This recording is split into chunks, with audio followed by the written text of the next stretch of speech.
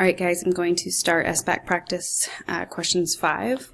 Let's get started. Consider a sequence whose first 5 terms are 4, 9, 16, 25, and 36.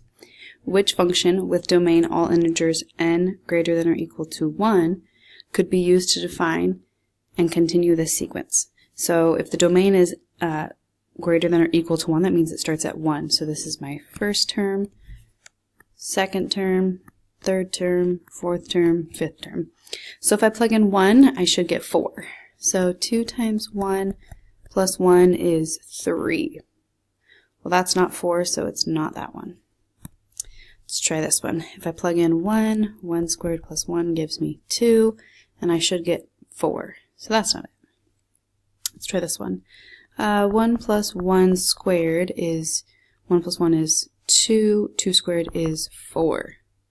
Okay, let's try this one. 1 squared is 1. So if we eliminated these ones, this is the only one that works. If there were 2 that worked for the first term, then I would try maybe the third term, or the fifth term, or even the second term. Let's go on to number 2. Consider a sequence whose first 5 terms are 3, 5, 7, 9, 11. So let's try plugging in 1. 2 times 1 plus 1 is 3. Ooh, so that one worked.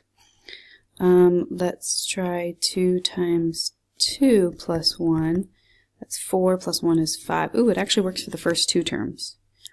Alright, let's see if we can eliminate some of these, because this one's looking pretty promising. I could continue to plug in 3, 4, and 5, and if it works for all of them, then I know it's that one. But let's see if I can eliminate any. So if I plug in 1, 1 squared minus 1 is 0. Well, that one eliminates. If I plug in 1, I get 1 plus 2, and I get 3. Oh, that one works. Plug in 2 and see if it works. 2 plus 2 is 4. So I should have got 5, and I got 4, so this one does not work for the second term. Trying this one. 2 times 1 minus 1 is, 2 minus 1 is 1. So it does not work for the first term. So it looks like answer choice A is the only one that works. Alright, number 3. Jason measures the total height of the snow in inches in a bucket at different times, minutes, during a snowstorm. He displays his data using the graph shown. Select the conclusion that Jason can correctly make using the graph. So here's his information. Let's see which one of these is true. After 1 minute, the bucket has increased by 2 inches. So 1 minute, so if these are minutes, and these are inches, I would have approximately some point here. Did the snow increase by 2 inches? Well, it's at about 2, but it also, we have to realize what it started at. At 0 minutes, it was at 2. So did it increase 2 inches, or is it increasing less than that? So it's not A, because increasing 2 inches would have taken it from 2 inches to 4 inches, right, if it increased by 2. Let's try this. The height of the snow in the bucket increases at a rate of 8 inches each hour. So if these are minutes, an hour would be 5, 10, 15, 20, 25, 30, 35, 40, 45, 50, 55, 60. So at 60 minutes, did it increase 8 inches? Well, it was at 2 inches, and it went to 8 inches. That's 6 inches in an hour. So did it go 8 inches in an hour? No. The height of the bucket is at 8 inches, but it did not increase 8 inches. Let's try this one. In the first 20 minutes, the height of the snow increases by 2 inches. Here's 20 minutes, and it's at 4 inches. It started at 2 inches. So in 20 minutes, it did increase 2 inches. So that one is correct. And let's see if D is also correct. The height of the water in the bucket increases 1/2 or 1/2 inch every hour. So this is a tricky one because a lot of you guys will go up 1/2, up 1/2, up 1/2, up 1/2. That is a slope of 1/2. But that's not what it's asking. It's saying the height of the water in the bucket, or snow in the bucket, increases 1/2 inch every hour. So after an hour, did it only go up 1/2 inch? No, it went up 6 inches. So it's not D. It's C. All right, number 4. A 60-foot rope starts fully uncoiled. It is then coiled up at a rate of 10 feet per minute. Let Y represent the length of the uncoiled rope after X minutes. Okay, so select the best representation for X and Y. So the length is Y, and the length is 60 feet, and then coiled up 10 feet per minute. So if you think about that, after 1 minute, it's been, so 0 minutes, we have 60 feet. After 1 minute, it's been coiled 10 feet, so that's 50. 2 minutes, 40. 3 minutes, another 10 feet would be 30. 4 is 20. 5 is 10. And 6 minutes, there's 0 feet left to be coiled up. So it looks like our Y, our feet, should go somewhere between 60 and 0. So Y should be somewhere between 0 and 60. Good. 0 and 60. Good. Y 0 and 6? No. Y 0 and 10? No. So we're looking at one of these two choices, A or C. Now let's look at the minutes. How many minutes does it take? Well, at 0 minutes, there's 60 feet. 1 minute, there's 50 feet left. 2 minutes, there's 40 feet left, and so forth. So it's between 0 and 6. So it's A, not 10, because at 6 minutes, there's 0 feet to be coiled. You can't go to 7 minutes because you can't have negative 10 feet coiled. So we're looking at answer choice A. All right, number 5. The increase in temperature is measured from 3 a.m. to 9 a.m. in hours. At 3 a.m. the temperature was 42 degrees. So 3 a.m., 42 degrees. I'm just going to write this so that I can reference it. The data is displayed using the graph shown. Select the conclusion that can be correctly made using the graph. Okay. So 3 a.m. is our starting time. And after 1 hour, we're at 4 a.m. Another hour, we're at 5 a.m., 6 a.m., 7 a.m., 8 a.m., and 9 a.m. Okay.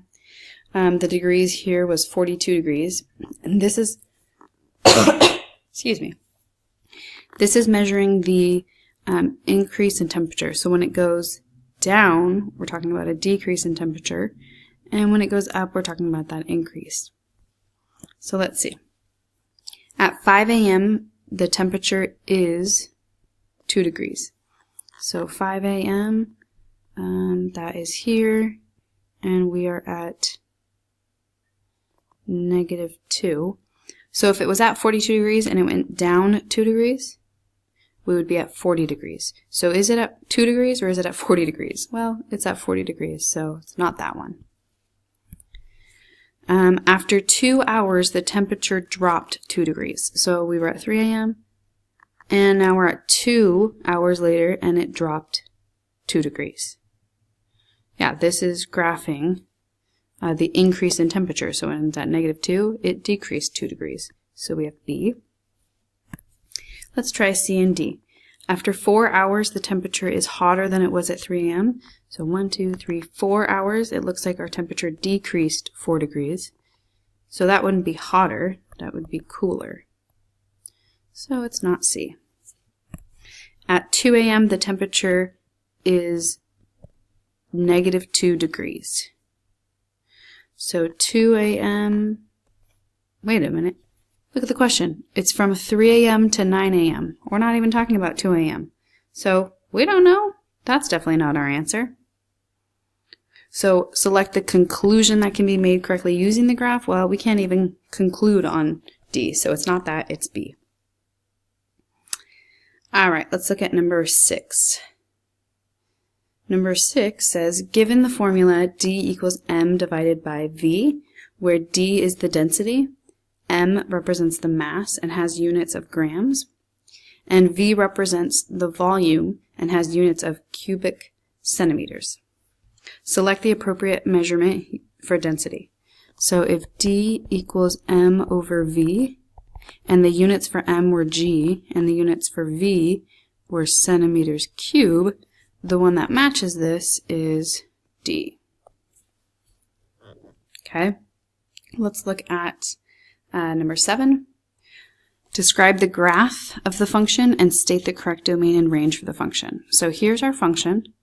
Can I distribute this 3? I can, because there's no exponent and these aren't absolute values or anything restricting that distribution. So if I distribute this, I have y equals 3x plus 6, and this actually looks like y equals mx plus b to me, and my highest exponent is 1, so this tells me this is linear. So I'm looking for that the graph is a line. Well, that says parabola. That's not a line.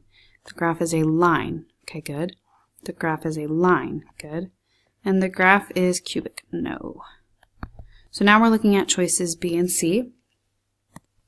Think about it. The line is going to look something like this. What's my domain and what's my range? Are there any restrictions? So as x goes to infinity, y goes to infinity. As x goes to negative infinity, y goes to negative infinity. So it's all real numbers for both of these. So we're looking at all real numbers and all real numbers. We have C. All right, numbers 8 and 9. So 8 says describe the graph of the function and state the correct domain and range for the function. Now, because these are absolute values, we cannot distribute that. In fact, we have to remember what an absolute value function looks like, and it looks like a V function. And in this specific one, we have a vertex. If we switch that inside number of -2 and that outside number is 0, right, we're adding 0 out here, then our vertex is at -2, 0. So 1, 2, and then I have a graph that looks like this. So what's our domain? Well, it looks like it's going on to infinity and on to negative infinity. So let's look at a few things. Is it a line? No. Is it an absolute value? Yes. Is the domain all real numbers? Yeah, negative infinity to positive infinity. And how about the range? Is the range y is greater than or equal to 0 or to 3? Well, y equals 3 is somewhere here, maybe even up here. So no, y is way down here. Y can equal 0 here. So it's not that one. The graph is an absolute value. The domain is all real numbers. And y has to be greater than or equal to 0, right? There's nothing down here in the negatives for y. So it's C. And D says parabola, and this is not a parabola. Remember, a parabola looks like a U, like that. One of those. In fact, number 9 is a parabola. Now, how do we know that number 9 is a parabola? So if we look at our function, we have a square here, and this is actually in vertex form. So we have a x minus h squared plus k, where we can find our vertex, and that is -2, 0. Okay, and because this is a square, we know that it's a parabola. So not absolute value, I can eliminate answer choice B. Not a line, I can eliminate answer choice C. So now I have to decide, is my graph, or sorry, is my y, because if I'm comparing these, I have parabola, and I have a parabola. Yes, all real numbers, all real numbers. It's the range that changes. So let's graph this. I have -2, 0, and my u is going up. It's not the best u, but it's just a quick sketch to help me with this. And I see that y has to be greater than or equal to 0. So here, this point is -2, 0. I know that y can be 0. This one says that it has to be greater than 3. No, it can be 0. So it, in fact, it needs to be greater than or equal to 0. So we have A.